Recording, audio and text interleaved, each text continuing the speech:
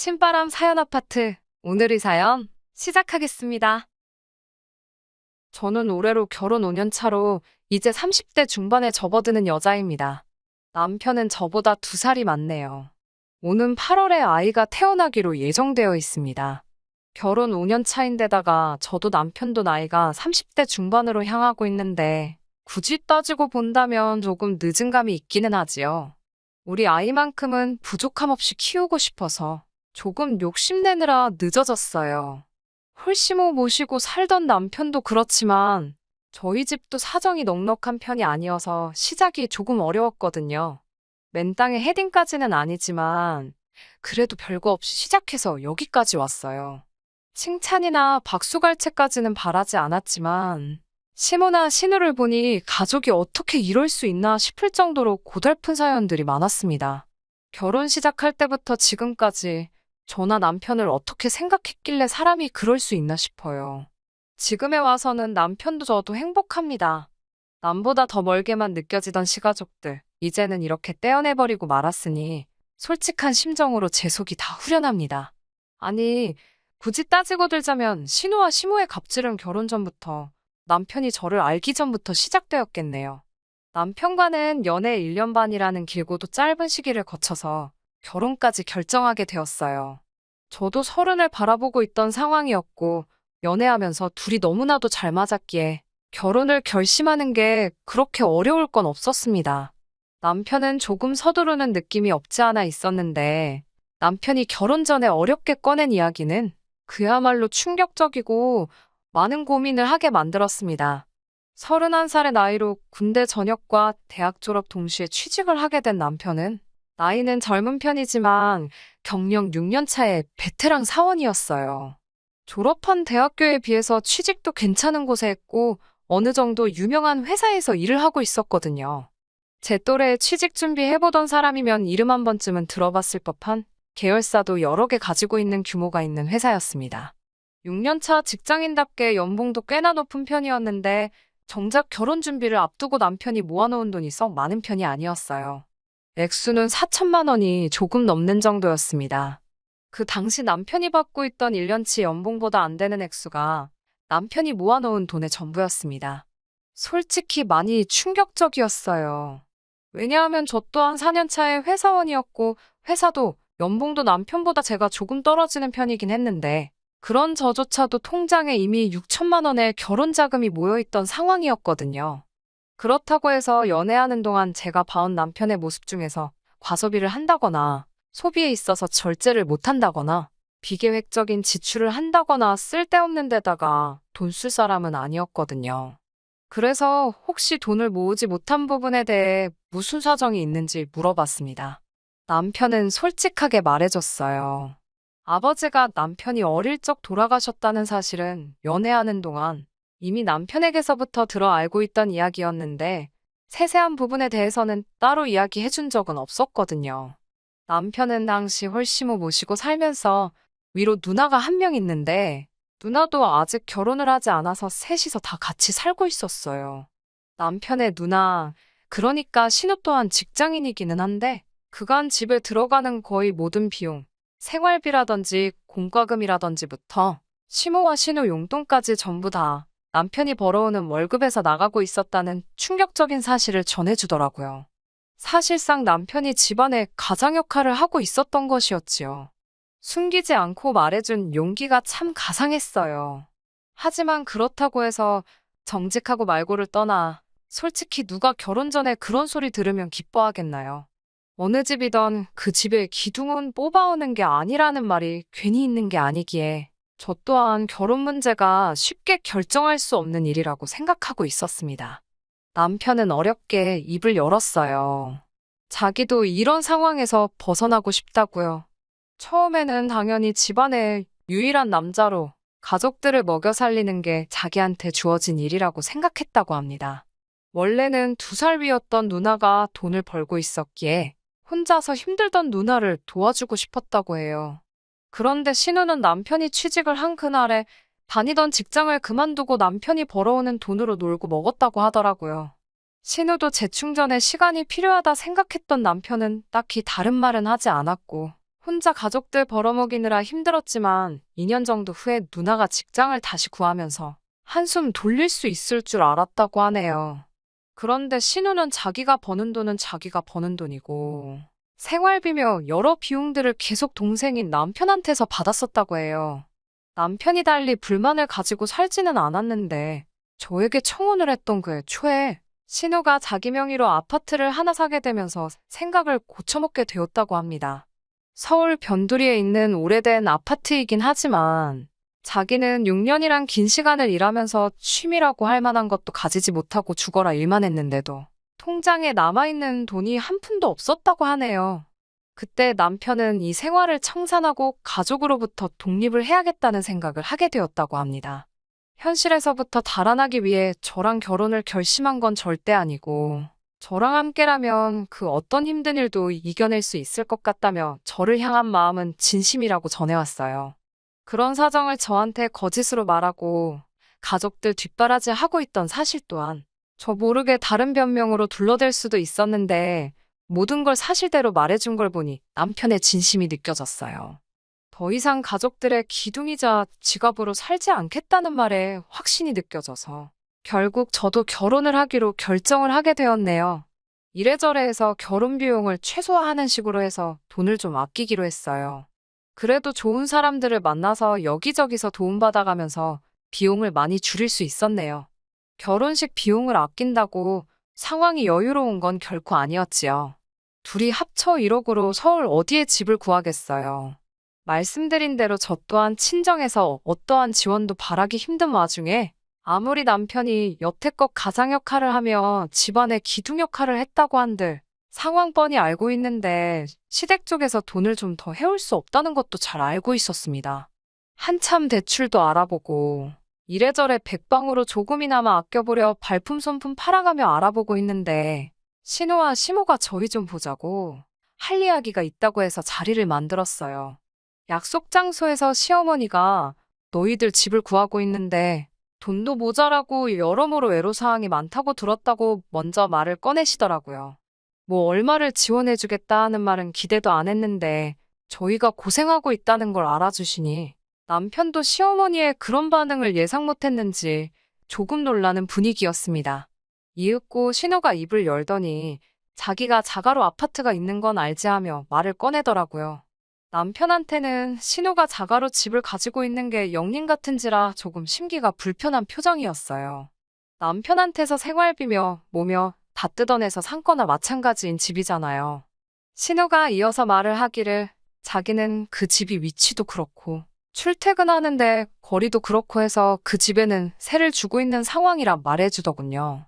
그런데 이번에 세입자가 나가게 되면서 새로 세입자를 구해야 하는데 너네가 들어가 살 생각이 있느냐 묻더라고요.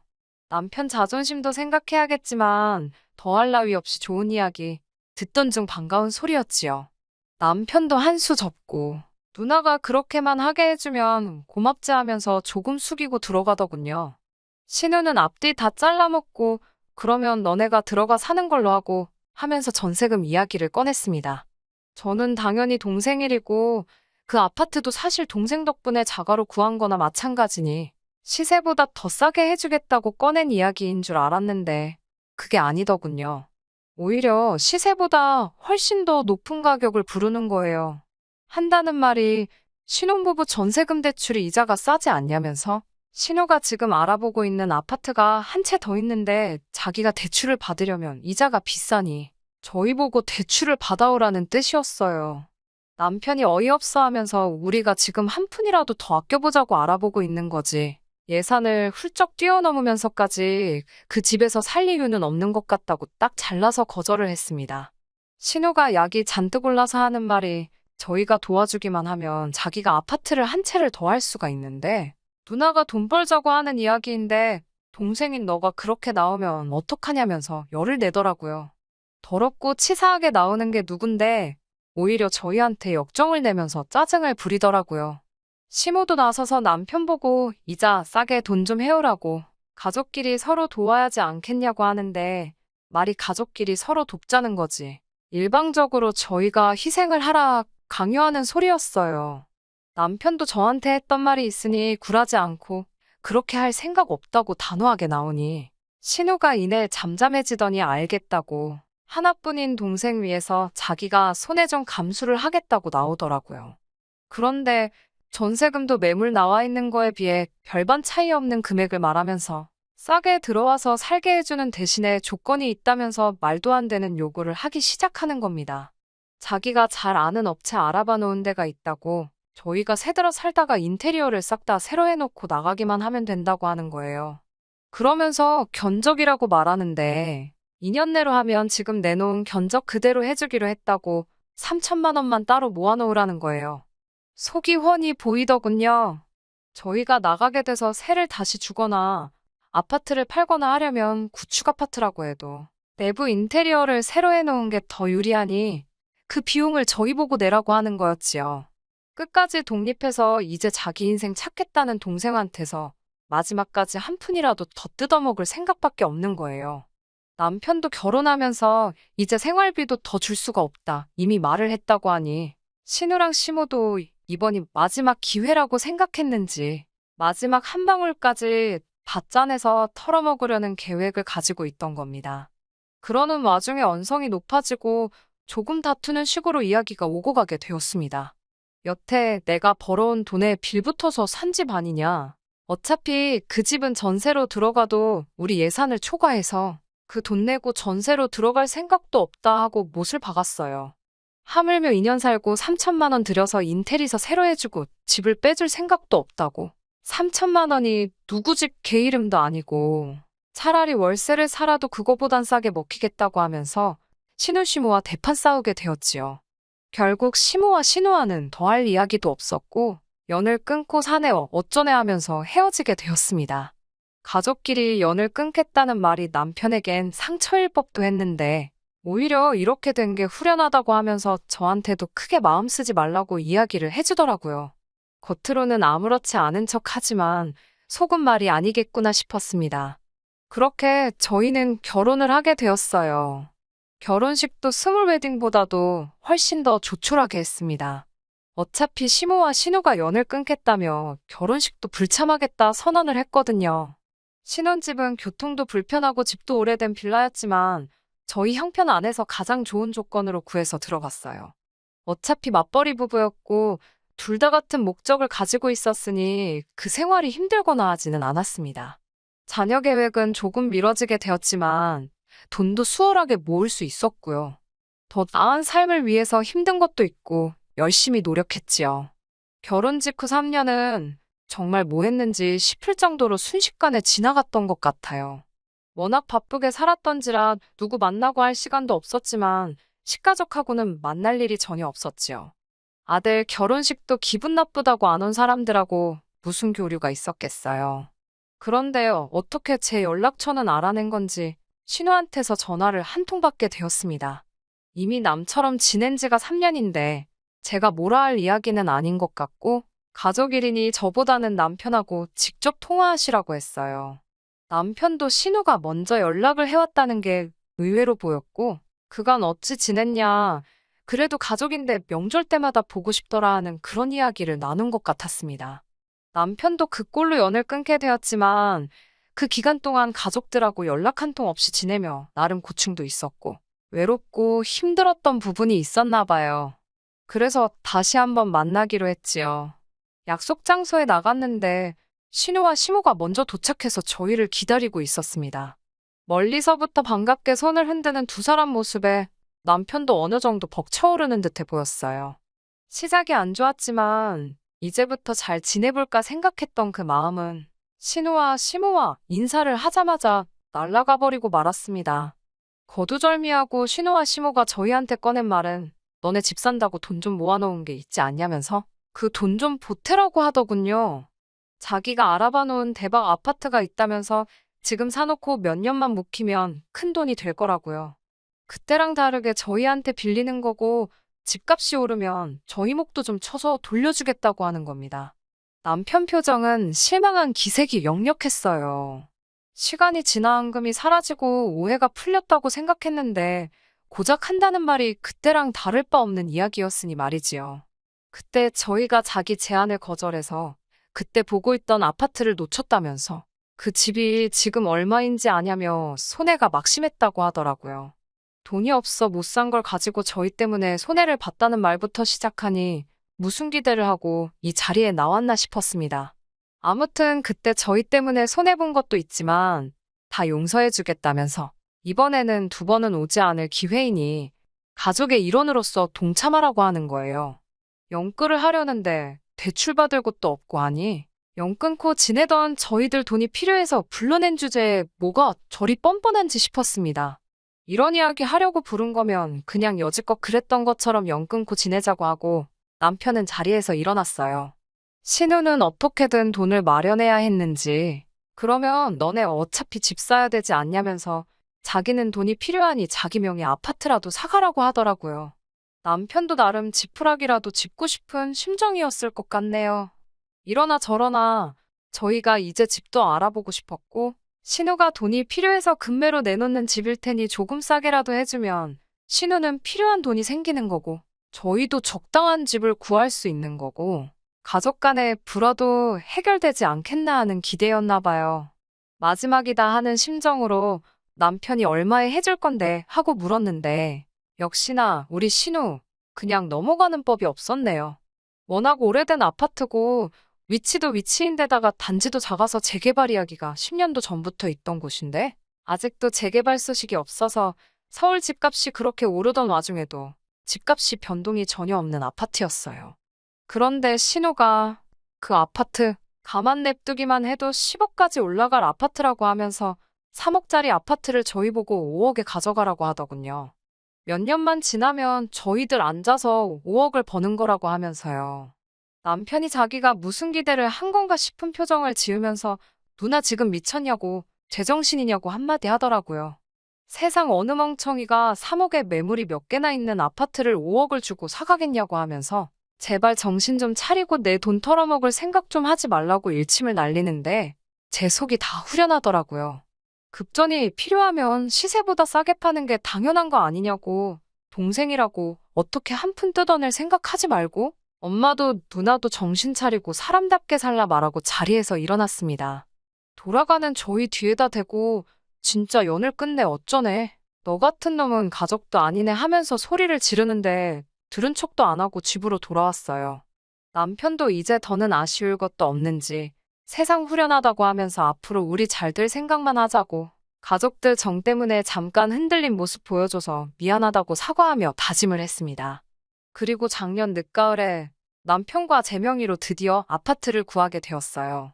위치가 살짝 아쉽긴 하지만 거의 무일푼으로 시작해서 5년 만에 두 사람의 힘으로 이뤄낸 쾌거라고 생각해서 정말 기뻤네요. 저희가 전문 기술자는 아니지만 이리저리 알아봐서 내부도 직접 고치고 저희들 보금자리를 만들었네요. 격경사로 이사와 동시에 아이도 생기게 되었고요. 정말 너무 행복했지요.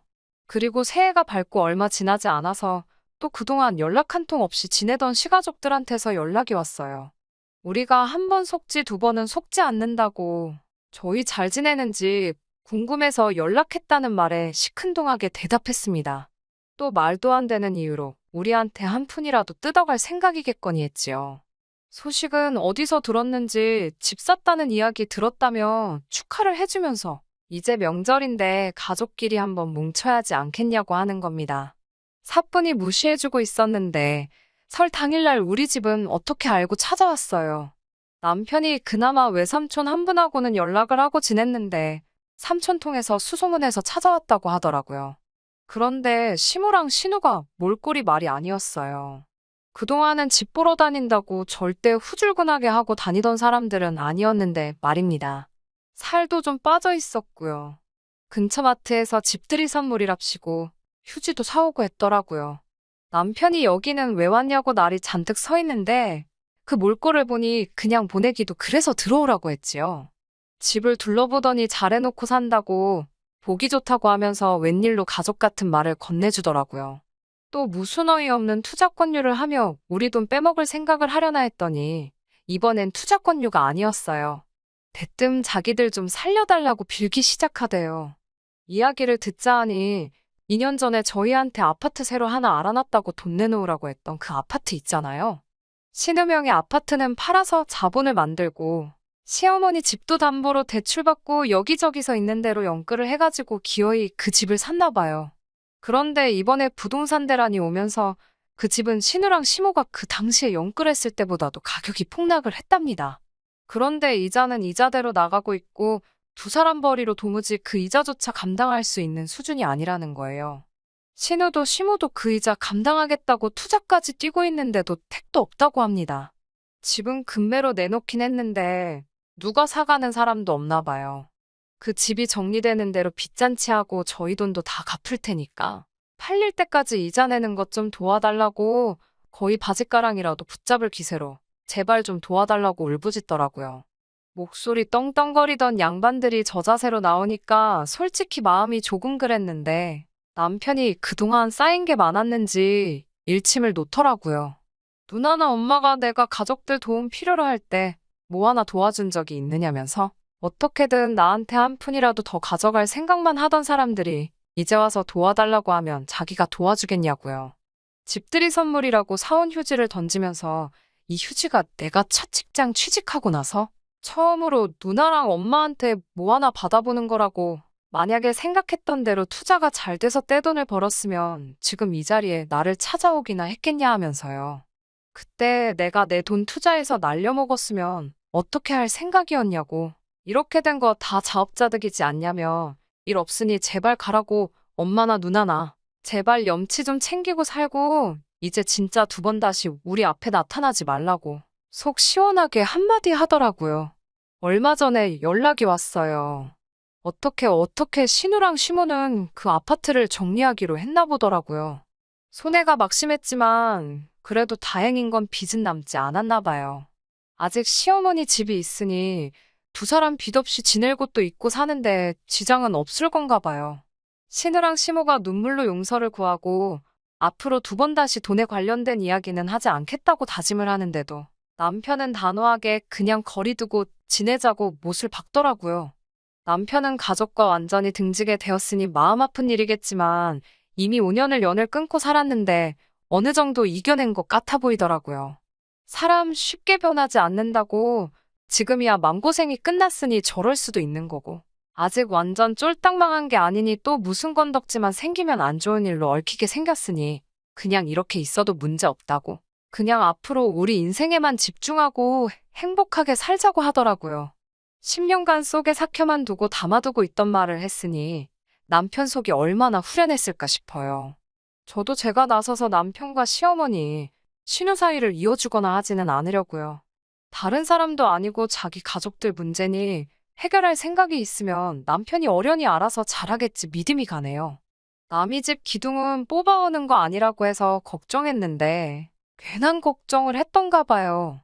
저희는 새 보금자리에서 곧 태어날 아이와 함께 행복하게 살 계획입니다. 끝까지 들어주셔서 감사합니다. 오늘의 사연은 여기까지입니다. 구독과 좋아요, 알람 설정 부탁드리고 더 좋은 사연으로 다시 찾아뵙겠습니다. 감사합니다.